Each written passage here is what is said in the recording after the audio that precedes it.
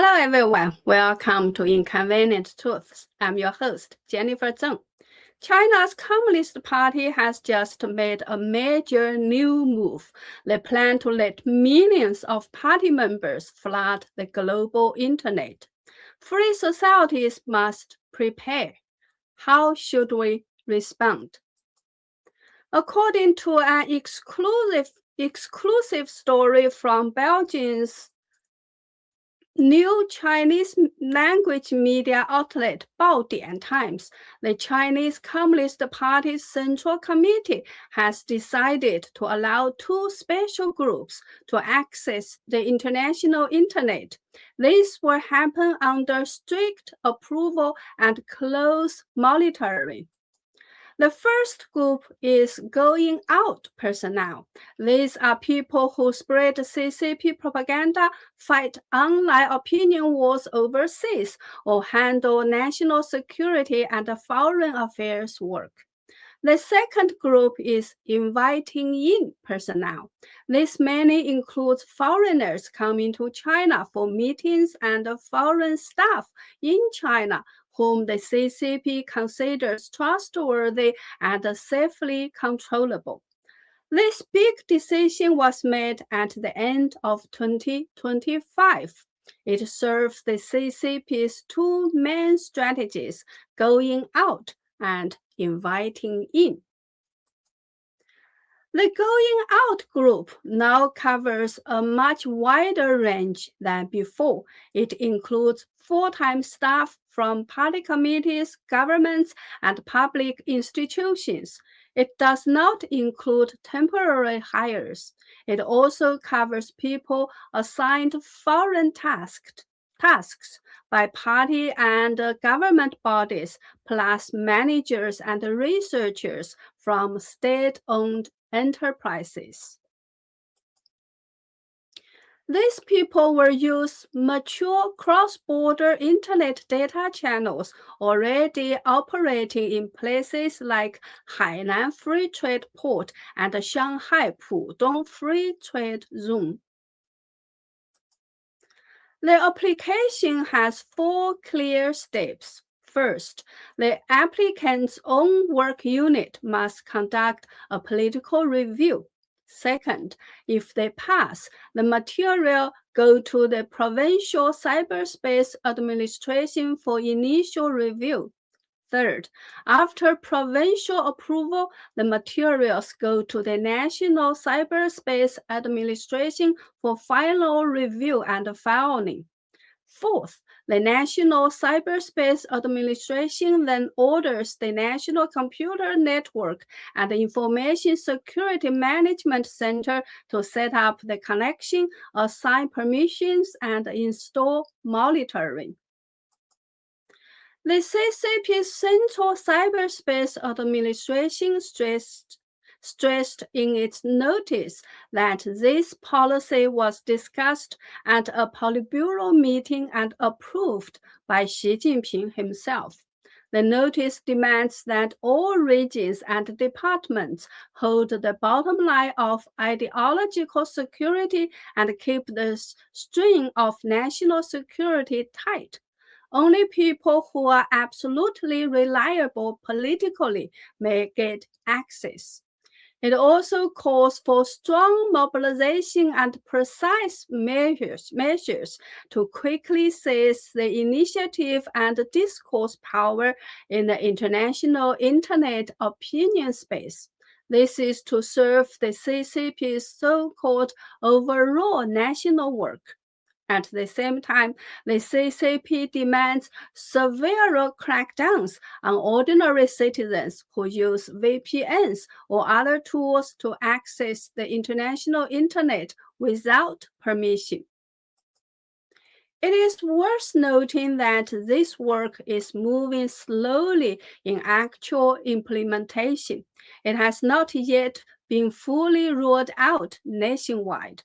Sources estimate that from the time provinces submit reports to approval to the time a large-scale licensed access to the global internet mechanism is formed for the party members and the special personnel, The earliest possible time would be the fourth quarter of this year. After Baodian Times first broke the story on X, it quickly drew strong attention.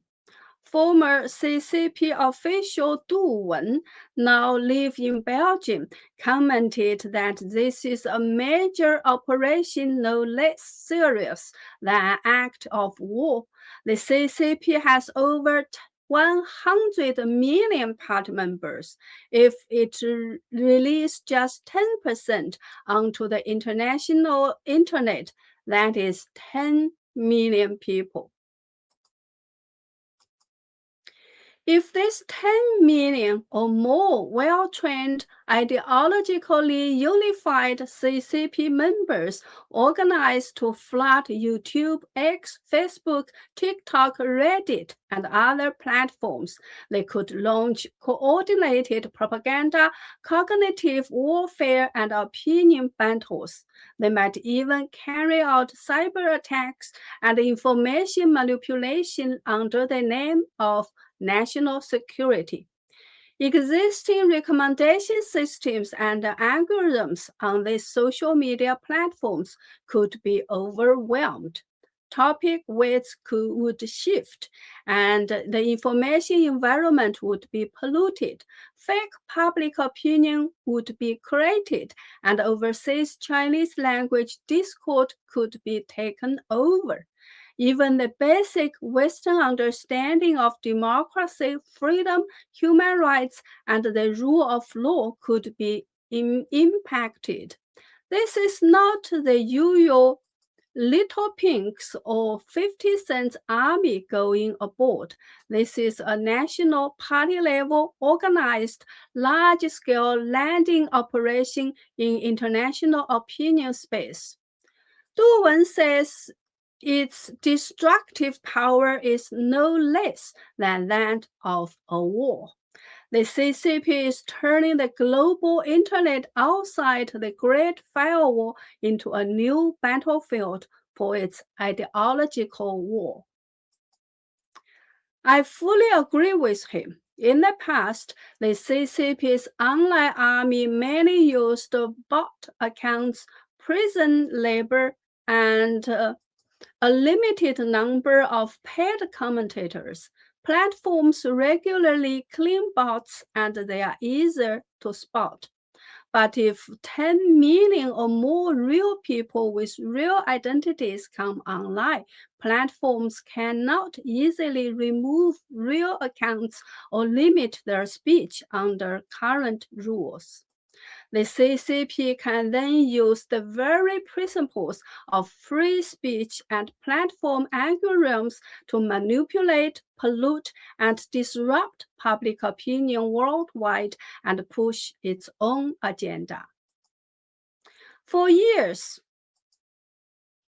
the CCP has studied how to wage unrestricted warfare against the West by using the openness of Western societies. Wang Huning, the CCP's top ideological strategist across 3 generations of leaders, visited America in the 1980s and wrote the book America Against America. The cover quotes Lebanese diplomat Mohammed Safa saying that, quote, if the United States saw what the United States is doing to the United States would invade the United States and liberate the United States from the tyranny of the United States, unquote. Wang Huning's book deeply analyzed American society as a body of contradictions. It has greatly influenced CCP decision-making on how to use America's own contradictions and weaknesses against it. This latest CCP move is another serious challenge to the international community. The CCP is best at concentrating power to do big things.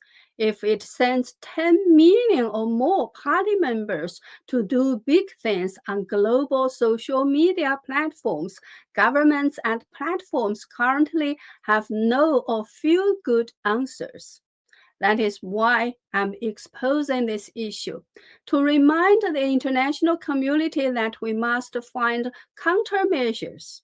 The CCP has used and is still using low-priced products supported by state subsidies to dump goods in other countries. This has crushed many industries in many countries. In the same way, if the CCP's massive organized cyber army marches into the global internet and major social media platforms, what kind of impact will it have? What will it do to these platforms, to the international public opinion environment, and to the freedom of speech that the international community is so proud of? Right now, we still don't know. But I believe that we cannot overestimate the danger. Freedom of speech is a core part of Western civilization and values. Sometimes it is the last line of defense.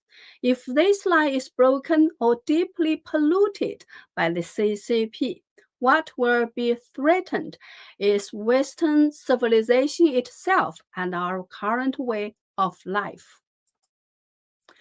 Of course, this move may also bring an effect the CCP did not expect. Once these party members are allowed to go online legally and see information that the CCP did not allow them to see before, what will happen? Will their thinking change? Will they be shocked by the CCP's terrifying anti-human crimes, such as forced organ harvesting? Will their conscience be questioned? Will their communist faith be shaken? Will their views move closer to those of free societies? To be sure, the CCP is based at control. These people's lives and families are still in the CCP's hands, so open resistance is not easy. But behavior is ultimately controlled by thought.